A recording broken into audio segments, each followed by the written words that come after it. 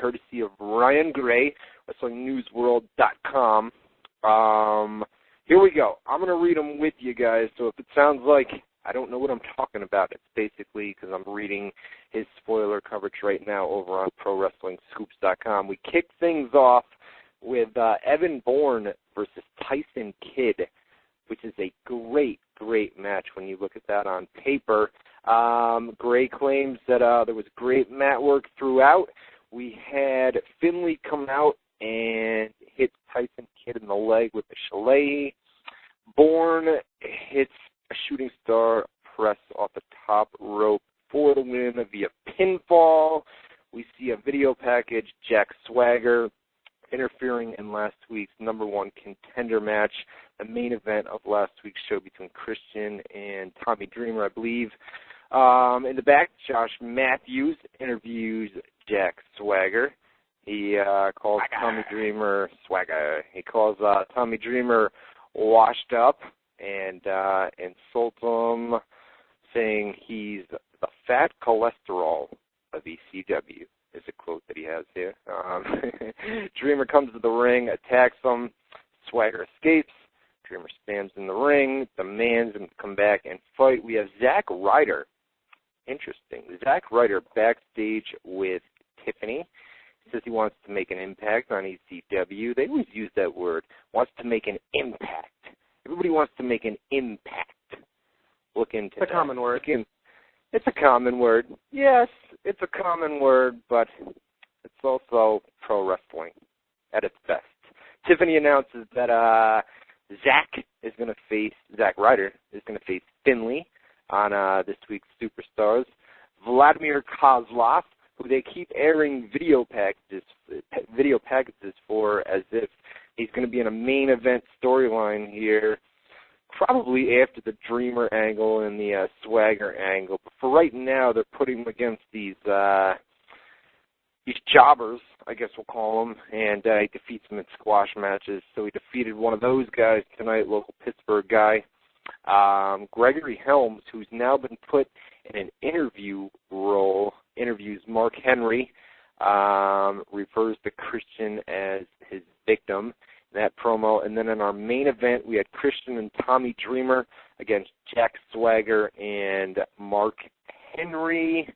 Let's see here. Christian hits a flying drop kick. Swagger with a gut-wrench powerbomb gets the 3 count. Swagger poses as ECW concludes. Sorry, like I said, if it sounded like I didn't know what I was, but I was just reading them as we get them from Ryan Gray over at ProWrestlingScoops.com. Live SmackDown spoiler coverage just began, but those are your ECW results for tonight's show, which once again starts at 10 o'clock on the East Coast. So that's ECW. Before we go off the air, hopefully we'll have SmackDown spoilers, and I'll be able to give those to you as well before the 9 o'clock hour, or a little bit beyond, however long we feel we need to go tonight. All right, back to Monday Night Raw, Jose. Where did we leave off? I think we left off, was it a Divas match? Sure. Yeah, sure. I know you don't have. I didn't send any show file or anything like that. Let me give me a minute. Mickie James and Maurice. We had Jared, the Subway guy, introduced us. You know what the funny thing is after the match was over, right? And Jared reads a cue card, and off the cue card he reads, "Your winner, Mickie James," right? And the first thing I'm thinking to myself is, all right, he's reading the winner off a cue card, right? Who says wrestling isn't scripted? Huh? Who says wrestling's not scripted when the winner's written on a cue card? Come on. You know? I think he got the scoop by somebody, but it's funny because I had to actually go and eat a Subway sandwich after I saw. Oh, get out of here! Did you go to Subway last week? Get out of here! I went to Subway today, though. All right. So that was, Mickie James versus Maurice. That was your classic standard Divas match, and Jared the Subway guy. The reason they did that, obviously, is because we see that Subway commercial on a weekly basis. This match is presented to you by Subway, and they did that before the match, and they had Jared out there, who must have been in the Buffalo area. I don't think they brought him in. Might have been backstage during the day and opted to use him for that segment. So that was it's interesting what it was. Because it's if you look at it in a business angle, it's interesting that the WWE, they've always had a tie with Subway. Subway's located in Milford, Connecticut, and of course WWE is headquartered in Stamford, so there's that Connecticut tie. But it's interesting that they kind of really go out and push Subway, because Subway is, again, is a major advertiser. And I know during a conference call, Vince also stated that they have a deal with Pepsi. So, and once the WWE moved to USA Network, moved to MyTV, they lost a big chunk of that advertisement dollars. So they're trying to recoup some of that and trying to do sponsorships like the Subways of the world to kind of, recoup some of those funds that they lost with advertisement deals. Look at you with Subway on your mind, huh? It's located in where? Milford, Connecticut, did you say? Milford, Connecticut. Talking about going to Subway last night after the show, Subway this, Subway that. Why don't you go to Subway right now, Jose? Why don't you get in that car and go to Subway now? Actually, I had my protein drink. I have a chicken a grilled chicken that I'm going to make in a few minutes. So I'm trying to maintain a calorie count, I guess you can call it. Oh, right.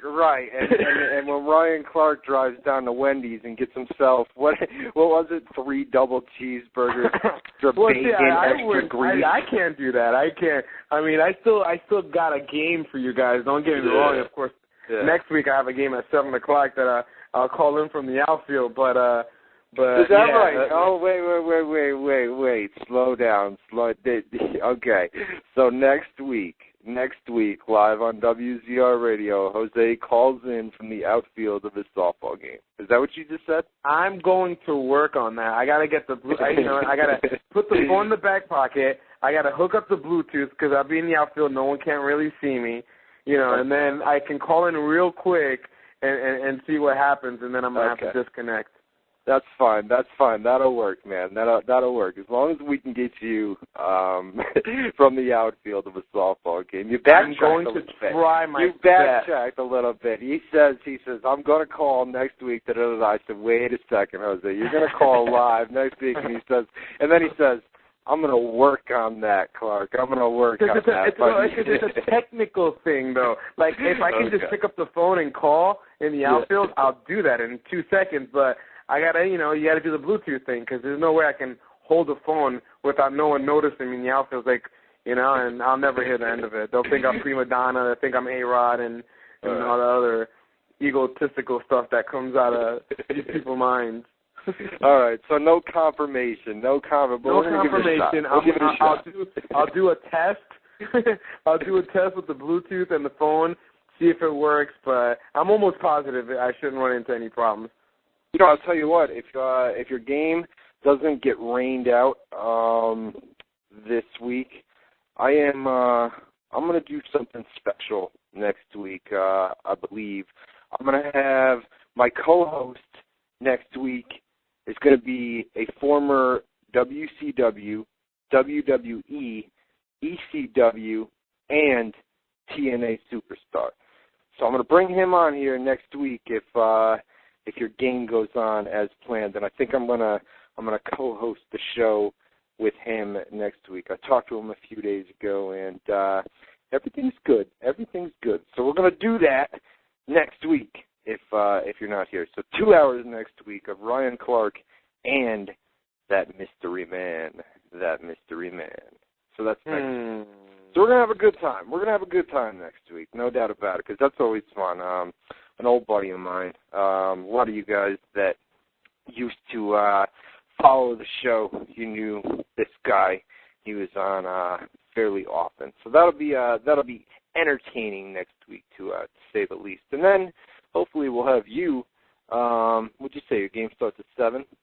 7 o'clock. Usually 7 probably o'clock. 7:15 around there, or 8:15 usually the game. It all depends what time the 6 o'clock game starts or ends. All right. Yeah. So we'll probably see you next week as well. At least for that final half hour, right? 8:30, somewhere around there, Eastern time. Yeah, around there. I would expect it. Yeah, just call in. Well, we'll see you from the outfield earlier on in the 7 o'clock hour, hopefully. I will try my hardest, but I'm almost positive that it will work. But I don't want to give that full commitment just yet. All right. We got big ratings next week, buddy. Big ratings. Jose Rivera calling in from the outfield of a softball game. That's ratings, buddy. So we got a big show planned for next week. So join us for that 7 to 9 Eastern time every Tuesday night here on WZROnline.com. Back to our Monday Night Raw, Jose, real quick. We had Batista and Ted DiBiase. Be honest with you, man, I was talking to Matty Boone during this, and I said, I think